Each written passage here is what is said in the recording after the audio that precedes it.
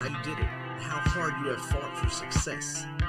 If you're a veteran, first responder, or Gold Star family, we would love to have you come on and just share your story with the Misfit Nation.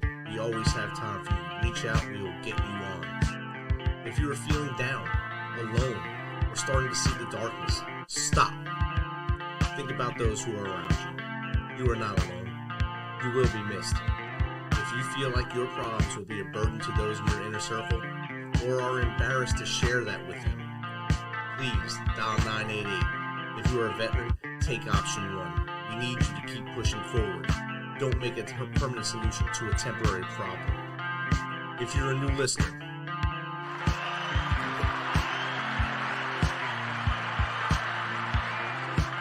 welcome to the Misfit Nation.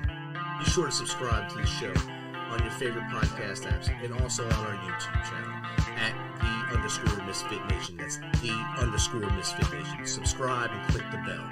This will keep you up to date with all of our latest episodes and all of our news. You can also find us on Electrocast Media and About Face Radio. This will keep you tuned into us and learn more about our great guests.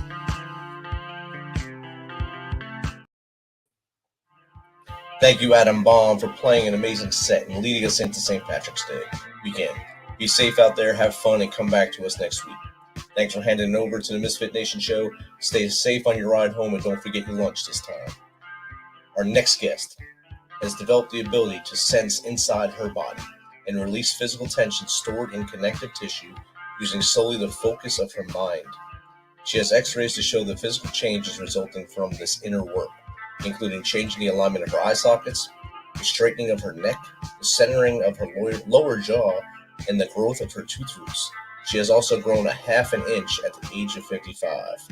So without further ado, let's welcome to the Misfit Nation, Ann Hince. Welcome, Ann. First connected, and I've actually grown 3/4 of an inch. Oh, wow. Yeah, so I've grown an extra 1/4 inch. Ooh, again, you can play basketball soon. Yeah, I'm not sure about that. I know a lot of people would love to grow a couple inches. Those who are height challenged can't reach the stuff on the mid shelves of their cabinets and stuff. So that I'm sure your tips and tricks tonight will help them hopefully be able to find that inner peace and the inner side of themselves to do that stuff and make it feel a lot better for themselves. So, Ann, if you don't mind, I gave basically a 2-3 sentence blurb on you there. If you don't mind, take us back to when you noticed you can do this and how we got to where we are now. Okay, yeah, it's quite a long story. There's several parts to it, but it was in my mid-30s that I actually realized I was pretty reactionary. I was pretty highly strung. Did have PTSD from growing up with 2 alcoholic parents and some other traumas that happened in my childhood. And I knew I had to do something because life just wasn't working the way it was. I was determined to change. So luckily for me, kind of in that time frame, I went to a doctor's appointment. Now, this happened to be a holistic physician, so he had more tools in his toolbox than many doctors do. And he recognized that I was more stressed than I should be because he actually knew me from outside of the doctor's office. So he knew I was a stay-at-home mother with 2 young boys, right? Healthy young boys, nice family life. I shouldn't have been as stressed as I was, but he recognized I was. And he asked me on a scale of 0 to 10 what my stress level was. And I said 8. And then he asked me why.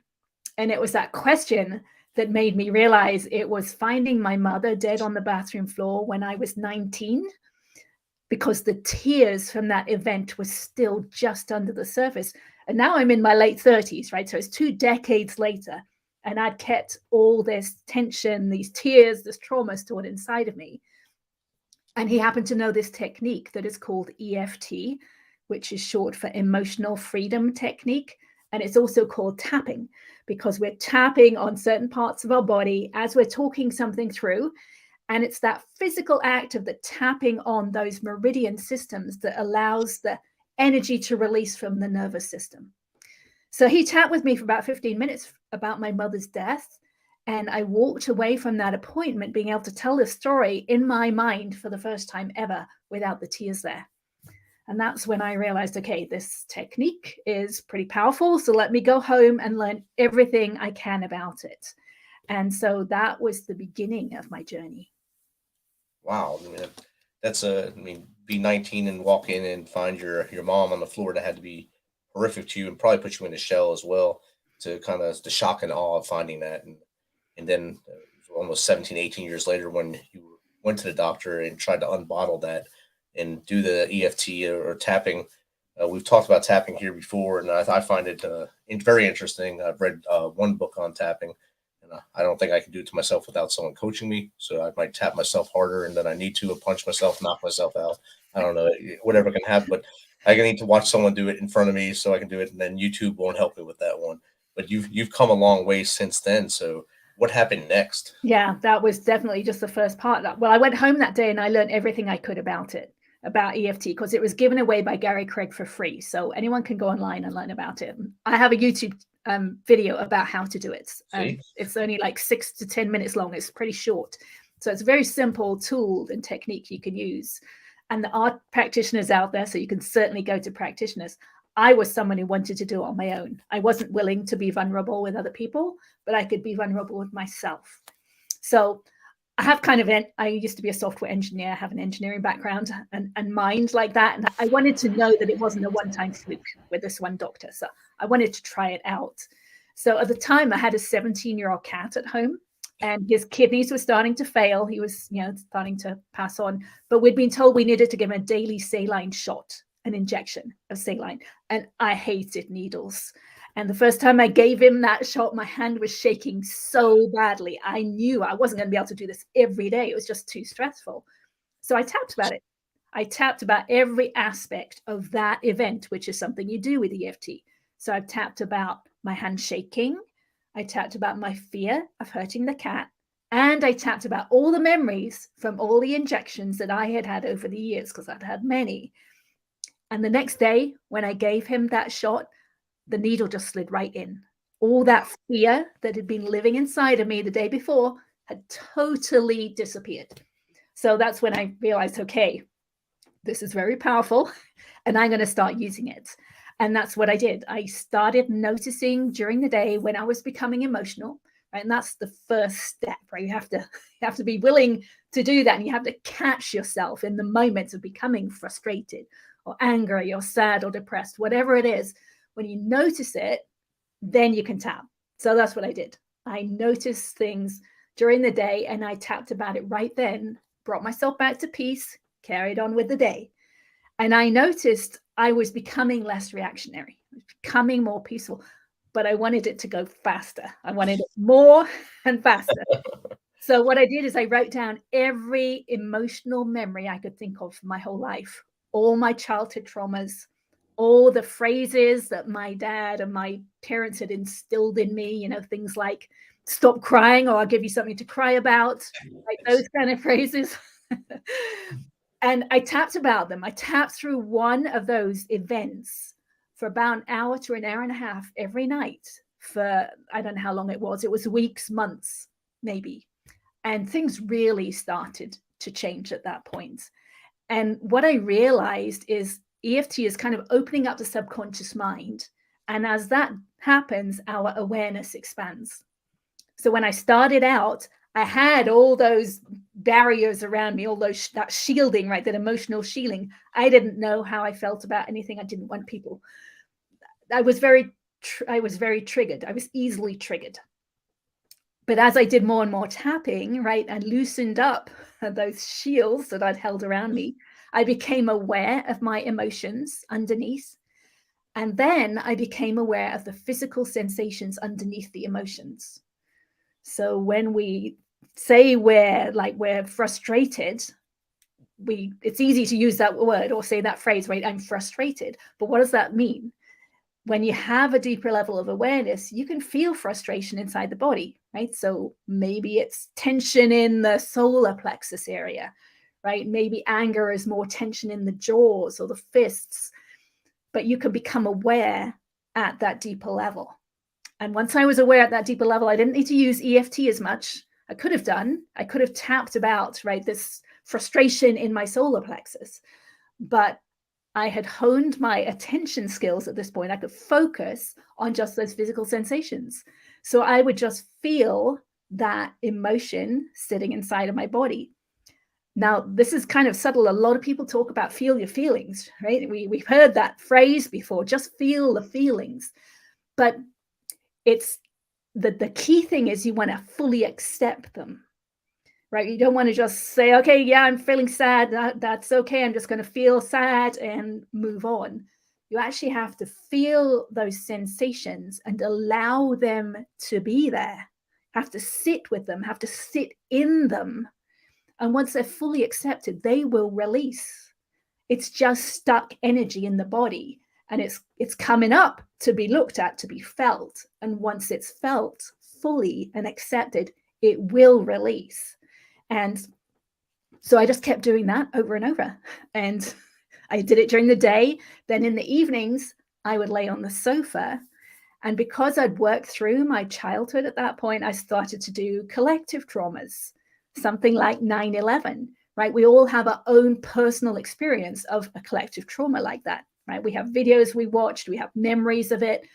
So I just brought those memories to mind and then felt the sensations, the emotions that had been stuck inside of my body, and just allowed them to release. And it feels really good to release the tension that has been stored inside for decades. So that was kind of the second step on my journey. And any questions at that point? I think with your engineering background, software engineering, that made your mind say, I got to figure a way to do this myself. And I know with my mind, I can make things work too. So you took the lesson he gave you and you took it home, and you went running with it like a sprinter in the Olympic races there. You took it first with your doing it, tapping to be able to give the saline shot to your cat. I'm sure the cat enjoyed that a lot more than the first night when you were shaking going in, because he probably looked back and said, please don't do this again. Please don't do this again. And then the next day, oh, she's like a doctor now. She can do this. And that's proof right there that it was working for you. And then you were able to just lay down and do the complex traumas as well. Like you said, 9/11, and you already worked through all your childhood traumas. Now you're working through complex. It's amazing that you were able to do all that and still do it on your own without any outside help, really, except for that first session. Yeah. And one of the things I realized along the way, I said things were changing. One of the big changes was that my mind, that used to be so busy, right, talking through events, criticizing people, judging myself, those thoughts disappeared out of my mind, right? I remember opening my kitchen door one day and saying to myself, it feels like I'm living in a different reality, because my mind had become quiet, and I had never, well, at least I didn't remember experiencing that ever before in the past. And it was very different, but I couldn't see that until I'd got beyond it, right? Until I got to the quiet mind. And then I could look back and say, oh, all those thoughts, those things that used to talk in my head, they were the same words and the phrases that my dad had used, or right, I had been programmed with in childhood, but I couldn't see that until they were gone. Wow. And you said you had 2 children at the time, and was any of the traumas that you had bottled up in you, were you pushing it onto them as well? And were you able to take it off of them now? We do that automatically. Yeah, because we are programmed to do that. And it's really sad when it happens. But one of the reasons I wanted to get to that point when my boys were young, because I was sent to a boys boarding school when I was 9 to 11. Because it was my brother's boarding school. It was across the world. We lived in Hong Kong at the time, and I was sent to boarding school in England. And I was teased mercilessly. I was the only girl boarder there for the first year. And I had this deep embedded fear of boys from the age of 9 to 11. So I knew I had to resolve that before my boys got to that age. Yeah, she would have lived in fear of 9 and 11-year-old boys. My God. Right. So I had a time frame. It's already bad enough having sons, and then when you're afraid of them, that's even worse. Yeah. So I had that time frame. I was determined to change, and I did. I worked through it well before then, so it was good. But it was nice to have that time frame that I had to get it done by. So you knew where your finish line had to be to kind of clear you up, and that way you would be living with a shield around you so they couldn't hurt you. That's right. Yes. Yeah. So as time went on, I actually life became more easy. It became more peaceful. I became more peaceful. And because I was more peaceful, the family was more peaceful. It's funny how that works, but it does work. Yes. And so in this period where I was lying on the sofa at night and doing this release of these collective traumas, at some point during that time, I realized I could keep my awareness inside my body after the tension had released, which felt very different. It's really hard to explain, but it did feel very different. And I didn't know what I was doing because I'd never heard of it before. So I just kind of started playing. I'd done it once. Could I do it again? So I realized I could. And then, well, now what? So I started playing and I realized I could move my awareness inside my body. I can move it around. So I found a place that had tension and I focused on it, right? Because now I was pretty good at focusing on the sensations. So I focused on this tension inside and I would accept it, right? Allow it, just feel it and accept it, and it would release. So then I just started playing with this in the evenings and during the day, and I've just noticed where there was tension inside. I would focus on it, allow it to release, move on with my day, and then notice again and do the same thing over and over again. And it took many, many months of doing that aspect of it, that work, before I could put my awareness inside my head. And that was huge because there was so much pain and tension inside my head. It's hard to believe that I went 50 years without being aware of that pain inside mostly my left cheek. So what I realized at that point is we hold so much tension inside of us, we're just not aware of it until we're ready to be, right? I was ready at that point, and then I had this technique already, so I could just focus on it, allow it to release, focus just again and again and again. And at some point, I actually felt something release. It sounded and felt like old fabric ripping. It was a little scary. I didn't know what it was, but that's when I researched and realized it's the connective tissue. It's the adhesions in the connective tissue releasing. So I kept going. I knew it wasn't hurting me, just kept going. And at some point I got to the place where I actually felt my skull bones relax, which felt really good. And it wasn't until I had my x-rays taken 2 years ago that I could actually see the difference between ones from 8 years prior and see that my bones have actually shifted. I mean, I knew I was making a lot of changes because I could just feel it inside, but to actually see that on the x-rays was actually kind of cool. That's kind of wild. And when you got those second x-rays, I'm sure you had to go through a doctor, say, I need x-rays, or you just said, hey, I think I feel this, I want to go do it? They were just orthodontic x-rays. He just took them. I didn't know that I was going to see any difference. So yeah, wow. That was kind of cool. I'm sure that you're like, oh, this is going crazy at this time. Now I know everything's working great. What can I do next? So what was your next step after that? I mean, now you've already moved your skull around. You got all this. What was your next target point? I just keep going because there's still tension inside. When I first got into my head, I could hold my awareness on that pain in my left cheek maybe for a second.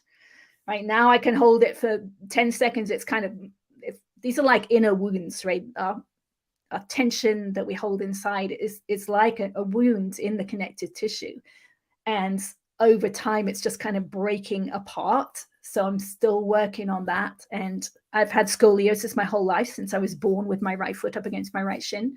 So that is unwinding. It's untwisting. My neck is untwisting. So I just keep going. At some point, I'm hoping there will be no tension left inside. But what I'm realizing is, right, we don't know. We don't know what we don't know, right? I wasn't aware of the pain in my head until I got to the place where I was ready for it. So when I release the pain, what's next? What's the next step? Yeah. So yeah. Yeah. I mean, like at the beginning of the show, you said I was wrong with the half inch, or up to 3/4 of an inch now. How much more do you think you're going to grow if you keep doing this? Right. So the key thing about that is I'm not actually growing. I am just uncompressing or decompressing, right? We take on that burden over time, right? The burdens we hold just pull us down. And it's that tension in the connective tissue from all those traumas and that programming that just hold us down. So this is reversing that process. It's unwinding that connective tissue and just allowing us to become our natural height. So I don't know what my natural height is. I know I can grow more because my neck is not straight yet, and I know there's tension in it, but I don't know how much. You feel a lot better now, since you started this process. And have you talked to other people that maybe help them get through this kind of process yet? Yeah, I do share. I share whatever I can because I didn't know this was possible. So I want other people to know it's possible. A lot of people are doing this kind of work, right? They're doing EFT, or maybe they're doing meditation or some kind of thing like that. I want people to know if they go a little further, right? If they're really determined and they look back at all their traumas, right? Open up those wounds and release them, then they can make serious changes to their bodies. Wow, I mean, that's great. So I know you said you have a YouTube channel, so that's one avenue. Do you do like just consults with people? Just do they call you and say, "Can you help me with this?" Or do you have a business model that you use for it? I do help people. I have a book that goes through all the different steps that I went through.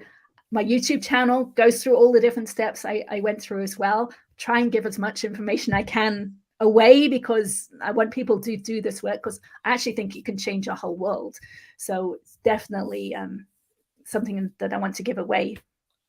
That's outstanding. A lot of people wouldn't want to just give things away, so that's really good. Tell us a little more about your book.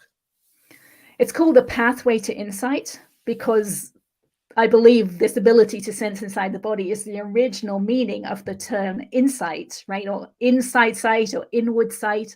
What I believe is using what they call the third eye or the inner eye, right? Because I can actually sense light and dark inside my body.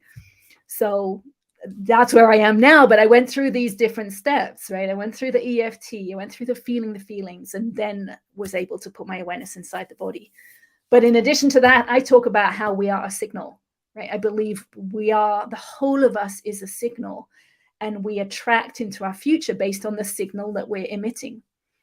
And that's what I realized, right, when I put my awareness inside my head and how much tension was in there. I didn't know that was in there. So I don't think we know a lot of what our signal is, but doing this work can change our signal, and then we attract different things into our future. Wow. And speaking of future, I mean, right now, if you turn on any news station, you'll see tension everywhere. Everywhere you look, there'll be some kind of tension, no matter what news you watch. They're telling you there's tension and the world's ending in 8 minutes or whatever, or 2 years, or something bad's going to happen tomorrow. How can we as a people release some of that tension and make that future a little more bright for everyone? Right. So a lot of times with those kind of TV shows and politicians and all those kind of things, we think it's their fault, right? We think they're doing something wrong, and we don't realize our part in that. So our part in that is always how we feel. So if we're watching the news or getting frustrated with some kind of politician, we can take control or responsibility for that with how we feel. So I'll watch the news and I'll tap, or I'll feel my feelings, because I know if I can get to the place where I can watch or listen to what's going on and be at total peace, then I've changed the future. So if we all do that, right, so that they can put all these horrific news programs out and none of us reacts anymore, then we're getting somewhere. We don't go running to buy whatever they're telling us to buy somehow. Yes. Right. Yeah. Well, I mean, a lot of them are trying to instill fear in you or instill some kind of emotion in us. And that emotion is just coming up in us to be felt. So if we feel that emotion and we let it go, and we can then just listen to it in peace, they have no control over us anymore, right? We have responsibility and control over ourselves. So that's pretty important, I think. That's definitely important. Once we control our own mind and our own actions and don't let them, I guess the puppet master would be a good word for them, control what we're doing all the time or what we're thinking, and cause us not to like the person sitting next to us because they don't think the same way or they don't watch the same show we watch. That's something that would be beautiful, just to walk around and look at people and say hello. And I don't care what your thoughts are, just how are you? That's it. Just how are you doing, and how can we do something today to make our neighborhood better, our community better? and that'd be a better thing to do. Right. Yeah. So, are you allowed to swear on this program? Yes.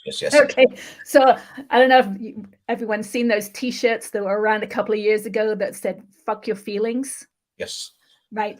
So there's different ways you can react to that. So if you see a T-shirt like that and you recoil, right, you're repulsed by it, right? That is one way that you're reacting to it, right? And you can tap through that, right? I hate seeing those T-shirts. I mean, that makes me feel awful, right? Or you could be attracted to it and say, hell yeah, I like that, right? And you can go towards it, right? And that is another way you're actually suppressing some kind of feelings inside as you do that. So those are kind of the two extremes.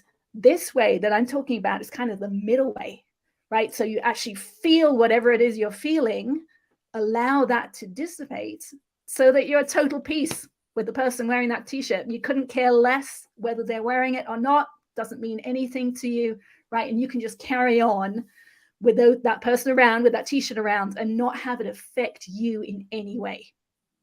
Right. You can't let something like that ruin your day and just keep moving forward. I usually just laugh at anyone's T-shirts. So whatever they're wearing, I usually laugh at them no matter what saying they have on it. Oh, it's they keep walking. So. Right. So if you can be at peace with that, now there's a very subtle difference between being. Sometimes we think we're at peace, but really we've got that shield around us and we're suppressing. We're not aware of actually what we're feeling. So there's some subtle differences there, but it's definitely worth checking out how you're feeling about different things. Definitely.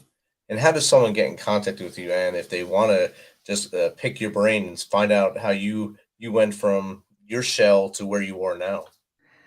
Sure, you can. I've got a website, annhince.com. I have Facebook. I'm most active on Facebook. I know it's more for older people, but I'm an older person, so it's okay. So you can look me up on Facebook or YouTube at Ann Hince. My videos are there, and I respond to any comments on those there too. Awesome.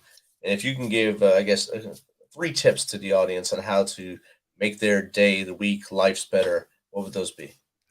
The first thing is always to notice during the day. Start noticing when you're reacting, right? Don't actually react if you can. Just stop yourself reacting, but notice when you're reacting, and then you can do something about it. And I would also really recommend someone learns EFT. Very easy to learn, easy technique. You can do it anywhere. You can do it in the bathroom. You can do it pretty much anywhere. So learn that. And then the last thing is realize that there is actually more to life. There's a greater depth to life than most people know. Certainly more than I knew. I had no idea there was so much depth to life. And what that means is the deeper you're aware of yourself on the inside, the deeper you see things happening in life around you, you start understanding why things are happening that you couldn't understand before. You feel things at a deeper level. I can feel music inside of me that I never could before, right? Things change my voice. I can sing different notes. I can sing better than I ever could before. So just realize that there's a depth to life that you can attain, that you can aim for, and go for it. Outstanding. Thank you, Ann. Great advice. Great chat with you tonight. I know the listeners will write in after the show because they didn't want to write during it. And send me questions. I'll send them right to you to see if you can answer them, if you can get them to them. And I'm sure you'll help them out a lot. And thank you so much for your flexibility to reschedule this and come on as well.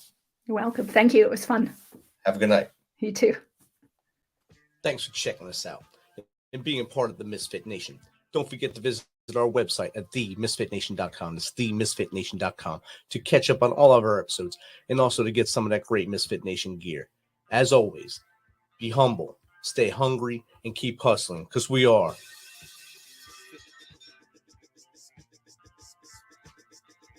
Misfit Nation.